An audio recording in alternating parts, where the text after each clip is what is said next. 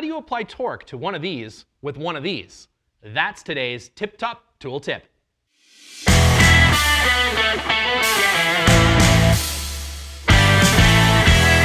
All right, so here we have a pretty innocent looking bolt. Pretty easy to get to because there's nothing on top of it. Now, let's say that it was covered and I was trying to get a wrench in here, particularly my torque wrench. This is an average size torque wrench, and I'd have to put a socket on the end of it. Now, if it's covered like that, even a small socket isn't going to fit in there. So this is a job for a traditional spanner or a flat wrench. That easily fits underneath there, no problem. I'm on the bolt, I can move the bolt around, no big deal. The problem is, of course, I can't apply any torque to this particular wrench because there's nowhere to do it. So, enter the spanner torquing device.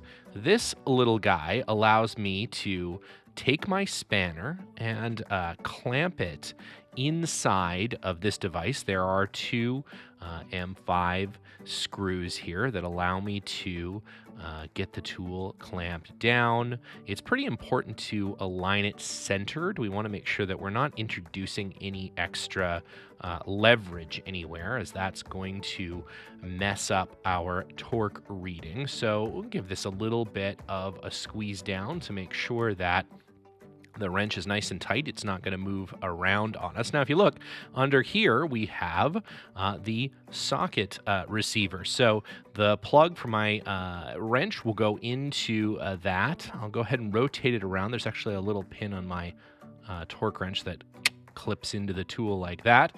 And there we go. Now, it's really important to keep it at a right angle to the tool. That's so that, again, we're not introducing any additional leverage, and we're keeping the torque setting as close as possible. That way our reading is going to be as close. It's not exactly perfect, but it's pretty close given this setup. So now I can put my wrench on the bolt, and if there was something right on top of it, that would be no problem. I can get in there. So here we go. I'll cover the bolt and slide the tool in, and no problem. Now my hand is right on top of the bolt. It's literally resting on top of the bolt, and I can easily get a turn in there. So let's go ahead and put the tool back in, kind of swing it around until it clips in. And we'll go ahead and put, there's just a tiny bit of torque on this wrench right now, so we'll go ahead and we'll see, pop, there goes the torque, pop, pop, pop, no problem. So a very well torqued bolt indeed. So again, if I was sliding in underneath something, there was something covering it right on top, I'd still be able to get in and pop, pop, there's my torque. No problem at all.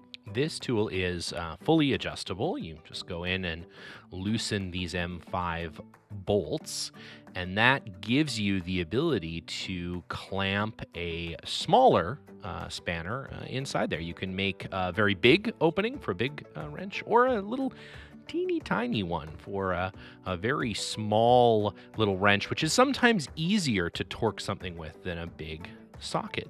This is also particularly handy if you need a special kind of spanner. Maybe the bolt needs a crow's foot. That allows you to grab that specialty tool and still apply torque to it just by clamping onto it. Spanner clamps, they allow you to take a spanner and add torque. It's a super handy tool. A spanner torquing device, the perfect way to get torque into those hard to reach places. Stay tuned for an all-new Tip Top Tool Tip coming soon, and we'll see you out on the trail.